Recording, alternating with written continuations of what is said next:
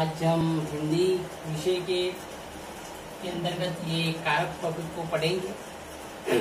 तो आज हिंदी की क्लास के अंतर्गत हम कारक को पढ़ेंगे कि कारक के बारे में कोई जानकारी देखेंगे, क्या है कारक को। ठीक है, मतलब वाक्य होता है तो वाक्य के अंतर्गत संज्ञा या सर्वनाम का जो संबंध होता है या क्रिया के द्वारा क्रिया के साथ जो संबंध जिन शब्दों के साथ होता है वो सब कारक कहलाते हैं। तो हम कारक की परिभाषा देखेंगे। यहाँ पर कारक की परिभाषा हमने पहले से लिख रखी है बोर्ड पे, ताकि समय ज्यादा नहीं लगे यूं करके, इसलिए पहले से हमने एडवांस में लिख रखा है। तो कारक की परिभाषा देखेंगे हम। परिभाषा है संज्ञा या सर्वनाम के जिस रूप से, संज्ञा या सर्वनाम के जिस रूप से वाक्य में प्रयुक्त अन्य शब्दों के साथ उसका संबंध ज्ञात होता है उसे कारक कहते हैं। संज्ञा या सर्वनाम, संज्ञा मतलब नाम, किसी का नाम। सर्वनाम मतलब संज्ञा के स्थान पर जो शब्द प्रयुक्त होता है उसे हम सर्वनाम कहेंगे।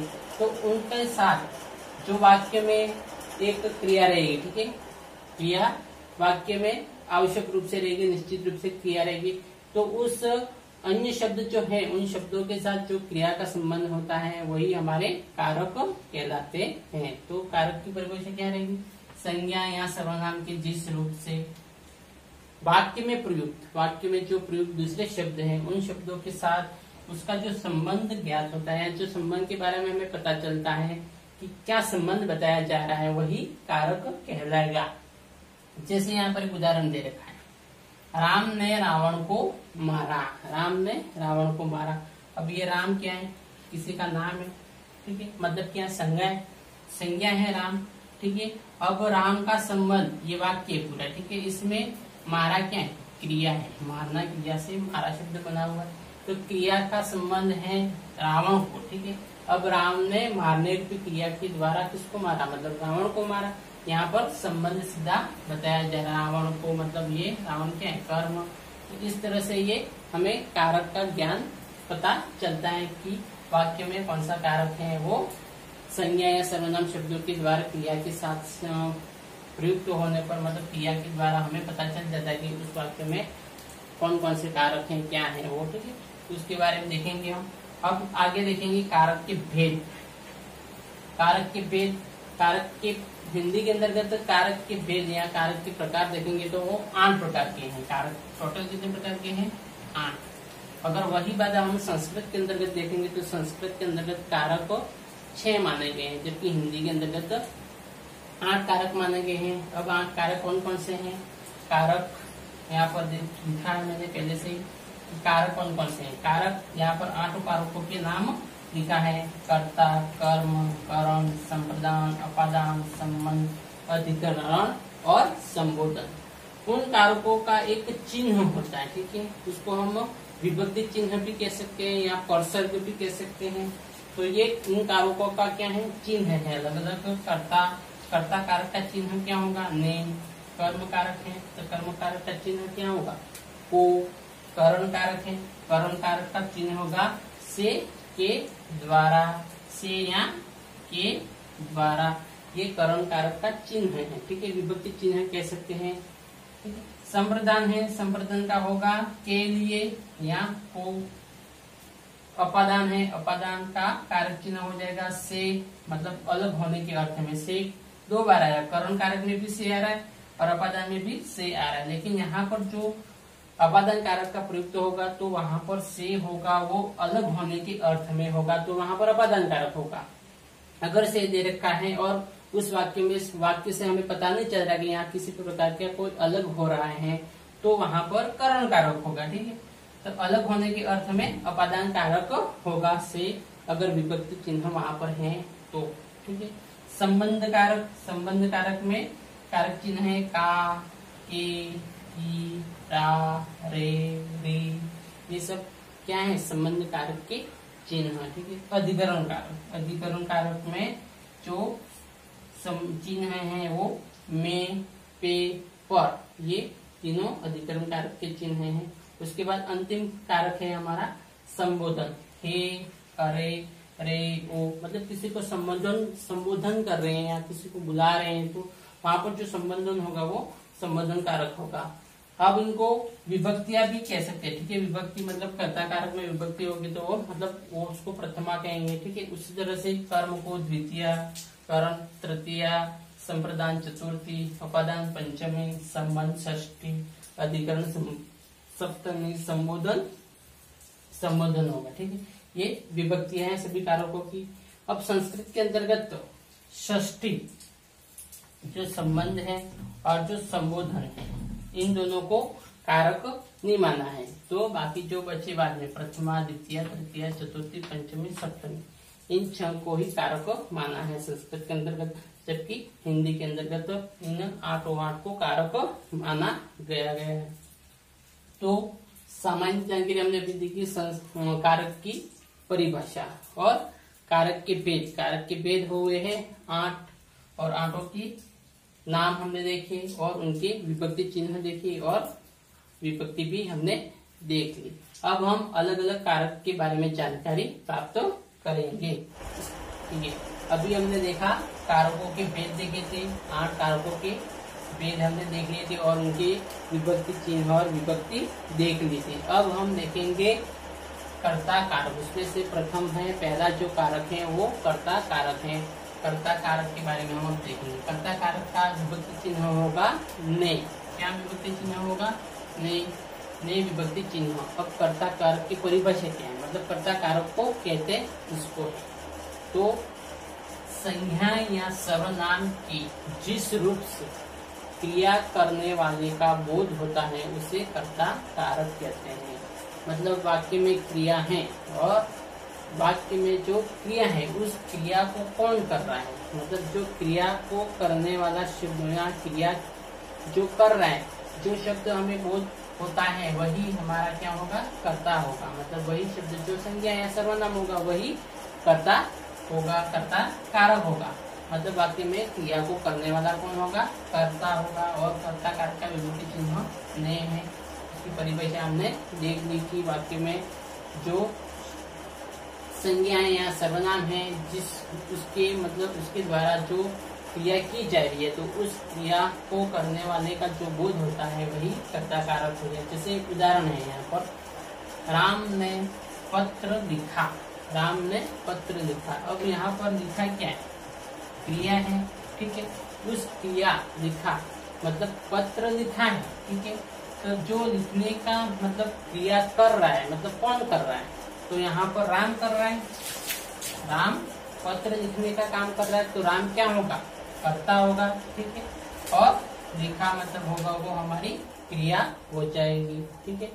उसी तरह दूसरा उदाहरण है, मोहन पुस्तक पढ़ता है। यहाँ पर पढ़ना क्या है, पढ़ता है, वो तो क्रिया हो जाएगी। उस क्रिया को मतलब पढ़ने का जो क्रिया हो रही है उस क्रिया को कौन कर रहा है, मोहन कर रहा है। तो मोहन क्या होगा, हमारा कर्ता होगा। मतलब हम वाक्य में जो क्रिया है उस क्रिया से प्रश्न करेंगे तो मतलब उस क्रिया को कौन कर रहा है, जो कर रहा है, जो क्रिया को संपादित कर रहा है वही हमारा कर्ता हो जाएगा। तो मोहन पुस्तक पढ़ता है, पढ़ने रूपी जो क्रिया हो रही है उसको करने वाला कौन है, मोहन। तो मोहन क्या होगा, कर्ता कारक। पढ़ना वो क्रिया हो जाएगी, पुस्तक होगा वो उसका कर्म हो जाएगा। जैसे सिपाही ने चोर को पकड़ा। सिपाही ने चोर को पकड़ा, ये वाक्य है। इस वाक्य में अब क्रिया क्या होगी, पकड़ा, ये हमारी क्रिया होगी। उस क्रिया को कौन कर रहा है, क्रिया को कौन कर रहा है, तो सिपाही। मतलब सिपाही क्या हो जाएगा, हमारा कर्ता हो जाएगा। अब यहाँ पर विभक्ति चिन्ह भी दे रखा है, ने। तो उसके द्वारा भी हमें पता चल जाएगा कि यहाँ पर सिपाही ने मतलब ये कर्ता कारक है, राम ने मतलब ये कर्ता कारक है। और कुछ कुछ वाक्यों में ने जो विभक्ति चिन्ह है वो छुपा रहेगा या वहां पर नहीं होगा। जैसे मोहन पुस्तक पढ़ता है, ये वाक्य है हमारे सामने, यहाँ पर जो विभक्ति चिन्ह है कर्ता कारक का ने वो यहाँ पर नहीं दे रखा है।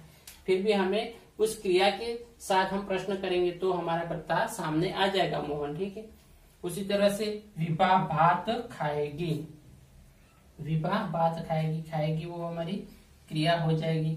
अब खाएगी मतलब भात खाएगी तो कौन खा रहा है, विभा खा रही है, तो विभा क्या हो जाएगा, हमारा कर्ता कारक हो जाएगा। अब यहाँ पर भी ने विभक्ति चिन्ह नहीं दे रखा है, लेकिन हमने क्रिया के साथ प्रश्न किया तो हमें पता चला कि ये विभा है वो कर्ता कारक है, और इसमें भी ने विभक्ति चिन्ह नहीं है, इसमें भी नहीं है, लेकिन हमने क्रिया के साथ प्रश्न करने पर हमें पता चल जाता है कि यहाँ पर कर्ता कारक है, तो कर्ता कारक का विभक्ति चिन्ह हो जाएगा ने। जो वाक्य में कुछ कुछ वाक्यों में तो हमें ने विभक्ति चिन्ह दिखाई देगा, मतलब राम ने, तो यहाँ पर हमें स्पष्ट पता चल रहा है कि विभक्ति चिन्ह से कि राम ने मतलब यही करता है। मोहन पुस्तक पढ़ता है, अब यहाँ पर ने विभक्ति चिन्ह नहीं है, लेकिन हमने पढ़ने रूपी जो क्रिया हो रही है उसके साथ हमने प्रश्न किया कि किसने यहाँ कौन पढ़ रहा है, पुस्तक पढ़ रहा है तो कौन पढ़ रहा है, मोहन पढ़ रहा है, तो यहाँ पर मोहन हो जाएगा वो हमारा कर्ता। तो आपको अब समझ में आ गया होगा कि कर्ता कारक क्या है, मतलब वाक्य में कारक होंगे बहुत सारे, लेकिन ने विभक्ति चिन्ह देखना है, या फिर उसका जो क्रिया होगी वाक्य में उस क्रिया का संबंध सीधा किसके साथ होगा, कर्ता से होगा, मतलब क्रिया को करने वाला कौन है, जो क्रिया को संपादित कर रहे हैं, कर रहा है, वही हमारा कर्ता कारक होगा। ठीक है, तो अब हम नेक्स्ट दूसरा कर्म पढ़ेंगे। यस, अभी हमने पढ़ा था कर्ता कारक जो पहला था, अब दूसरा हम पढ़ेंगे कर्म कारक। दूसरा हमारा है कर्म कारक। कर्म कारक का विभक्ति चिन्ह क्या हो जाएगा, को, उसका विभक्ति चिन्ह हो जाएगा। अब कर्म कारक कहेंगे किसे, यहाँ कर्म कारक को हम पता कैसे करेंगे कि वाक्य में ये कर्म है, तो उसके लिए ये उसकी परिभाषा है। वाक्य में प्रयुक्त जिस शब्द पर कर्ता द्वारा किए जाने वाले कार्य का फल पड़ता है उसे कर्म कारक कहते हैं। वाक्य में जो शब्द प्रयुक्त किया जा रहा है उस शब्द पर कर्ता द्वारा, जो कर्ता कार्य कर रहा है उस कार्य का जो फल जिस शब्द पर पड़ेगा वो शब्द हमारा क्या होगा, कर्म होगा, और वही हमारा कर्म कारक होगा। और कहीं कहीं जो वाक्य में अगर को विभक्ति चिन्ह दे रखा है और उसका जो फल पड़ रहा है कर्ता द्वारा जो किया गया कार्य है उसका फल उस शब्द पर पड़ रहा है, तो वही हमारा कर्म कारक हो जाएगा। जैसे यहाँ पर एक उदाहरण देखा है, दे रखा, ठीक है, राम ने रावण को मारा, ये हमारा एक उदाहरण है। अब यहाँ पर जो मारा वो क्या हमारी हो जाएगी, क्रिया हो जाएगी, मतलब मारने रूपी क्रिया कौन कर रहा है, तो राम कर रहा है, मतलब ये राम क्या हो जाएगा, हमारा कर्ता हो जाएगा। अब राम क्या कर रहा है, कार्य कर रहा है, मार रहा है, किसी को मार रहा है, किसको मार रहा है, उसका फल किस पे पड़ रहा है, मतलब मार रहा है, जो राम मारने का कार्य कर रहा है वो किस पे पड़ रहा है, उसका फल पड़ रहा है वो किसको पड़ रहा है, रावण को, किसको, रावण को, मतलब रावण क्या हो जाएगा, हमारा कर्म हो जाएगा, मतलब राम का कर्म क्या हो जाएगा, रावण को मारना, ठीक है। तो राम ने रावण को मारा, इस वाक्य में राम तो हो जाएगा कर्ता, रावण को हो जाएगा वो जो शब्द है ये वाला वो कर्म, और मारा है वो क्रिया हो जाएगी। यहाँ पर राम के साथ विभक्ति चिन्ह नहीं दे रखा है, मतलब ये कर्ता होगा, इसमें भी रावण के साथ को विभक्ति चिन्ह आ रहा है, को विभक्ति चिन्ह हमारा कर्म का रखा है, तो यहाँ पर कर्म हो जाएगा रावण को। अब दूसरा उदाहरण देखेंगे हम, राजू बाजार गया, राजू बाजार गया, ये उदाहरण है वाक्य, ठीक है।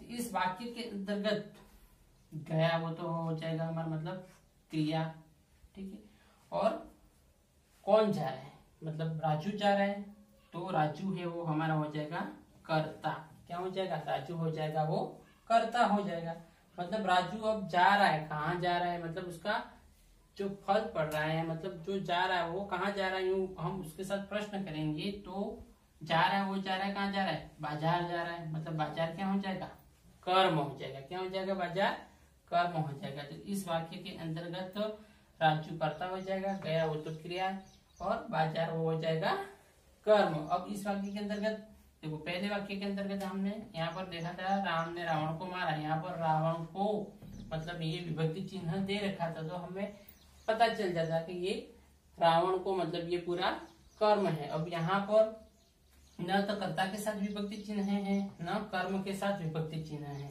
लेकिन हमने वो पता कैसे किया, क्रिया के साथ प्रश्न करने पर पता चला कि ये में राजू है वो कर्ता है मतलब कार्य को करने वाला है, और बाजार क्या है वो कर्म हो जाएगा मतलब राजू कार्य कर रहा है मतलब तो जो कार्य मतलब जाने जो कार्य कर रहा है तो वो कहाँ जा रहा है तो मतलब बाजार जा रहा है, तो वो बाजार हो जाएगा, वो हमारा कर्म हो जाएगा। ठीक है, अब नेक्स्ट उदाहरण देखेंगे हम। माँ बच्चे को दूध पिला रही है, माँ बच्चे को दूध पिला रही है, ये वाक्य है। इस वाक्य के अंतर्गत हम देखेंगे कि दूध पिला रही है, ये मतलब पिला रही है वो हमारा क्या हो जाएगा, ये क्रिया हो जाएगी। ठीक है, ये क्रिया हो जाएगी। अब दूध पिला रही है मतलब कौन पिला रही है, तो माँ पिला रही है, तो माँ हो जाएगी वो कर्ता। ठीक है, अब माँ दूध पिला रही है मतलब किसको पिला रही है, जो पिलाने रूपी जो कार्य कर रही है उसका फल किस पे पड़ रहा है, बच्चे पे पड़ रहा है। मतलब माँ दूध पिला रही है, वो किसको पिला रही है, बच्चे को पिला रही है, मतलब बच्चे को वो हमारा हो जाएगा, क्या हो जाएगा, कर्म कारक। क्या होगा, कर्म कारक होगा। मतलब इस वाक्य के अंतर्गत ये बच्चे को, तो वो हो जाएगा हमारा कर्म। ठीक है, तो माँ दूध पिला रही है मतलब बच्चे को पिला रही है, बच्चा हो जाएगा वो कर्म।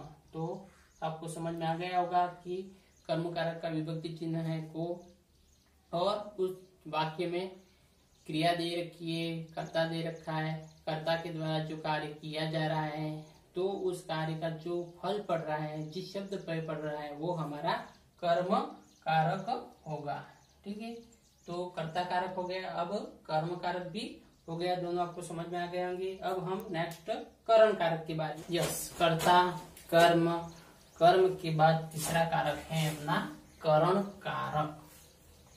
ठीक है, करण, करण मतलब साधन, कि जो वाक्य में कर्ता क्रिया कर रहा है तो जिस साधन से क्रिया कर रहा है वही साधन उसका क्या होगा, करण होगा। तो करण कारक का विभक्ति चिन्ह है से और के द्वारा, से और के द्वारा। वाक्य में से विभक्ति चिन्ह या के द्वारा विभक्ति चिन्ह, इन दो विभक्ति चिन्हों का उस शब्द के साथ प्रयोग हुआ है तो वो हमारा क्या हो जाएगा, करण कारक। कुछ कुछ वाक्य से होंगे जहां पर ये विभक्ति चिन्ह नहीं दिखाई देंगे, लेकिन हमें पता चलेगा कि वाक्य में जो कर्ता कार्य कर रहा है वो कार्य किस साधन के द्वारा कर रहा है, मतलब जिसके द्वारा वो कार्य कर रहा है वो साधन ही हमारा करण कारक कहलाएगा। ठीक है, परिभाषा इसकी वाक्य में प्रयुक्त, वाक्य में प्रयुक्त कर्ता, कर्ता जिसकी सहायता से क्रिया करता है, मतलब कर्ता जो कार्य कर रहा है, क्रिया कर रहा है, किसकी सहायता से कर रहा है, जिसकी सहायता से जो क्रिया करेगा कर्ता वही हमारा क्या होगा, करण कारक होगा। ठीक है, यहाँ पर उदाहरण है, जैसे राम ने कलम से पत्र लिखा, राम ने कलम से पत्र लिखा। अब यहाँ पर पत्र लिखा, लिखा वो क्या हो जाएगी, हमारी क्रिया हो जाएगी। अब पत्र लिखने का कार्य कौन कर रहा है, तो राम कर रहा है। यहाँ पर ने विभक्ति चिन्ह दिए भी रखा है तो राम ने मतलब ये हो जाएगा हमारा कर्ता हो जाएगा, क्या हो जाएगा, कर्ता हो जाएगा। अब राम पत्र लिखने का कार्य कर रहा है तो किसकी सहायता से कार्य कर रहा है, मतलब इसका साधन क्या है, पत्र लिखने का जो साधन है वो क्या है, कलम है। मतलब राम पत्र लिख रहा है तो वो कलम से पत्र लिख रहा है, मतलब कलम से, तो ये क्या हो जाएगा, करण कारक हो गया। ठीक है, कलम से मतलब वो हमारा करण कारक होगा।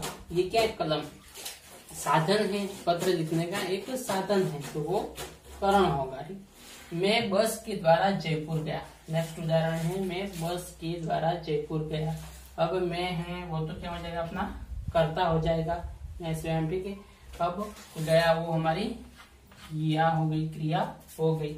अब जयपुर जा रहा हूँ, मैं जयपुर जा रहा हूँ, मैं जयपुर जा रहा हूँ तो किसकी सहायता से जा रहा हूँ, बस की सहायता से जा रहा हूँ। मतलब बस क्या है, साधन है मेरे जाने का, जो साधन है मेरे जाने का साधन है वो क्या है, बस के द्वारा, मतलब बस के द्वारा वो हो जाएगा करण कारक। यहाँ पर से, राम ने कलम से पत्र लिखा है, यहाँ पर कलम से विभक्ति चिन्ह से आ गया। इधर मैं बस के द्वारा जयपुर गया, के द्वारा, तो यहाँ पर के द्वारा विभक्ति चिन्ह दे रखा है, मतलब बस के द्वारा, तो बस क्या हो गई, साधन है, मतलब वो करण है।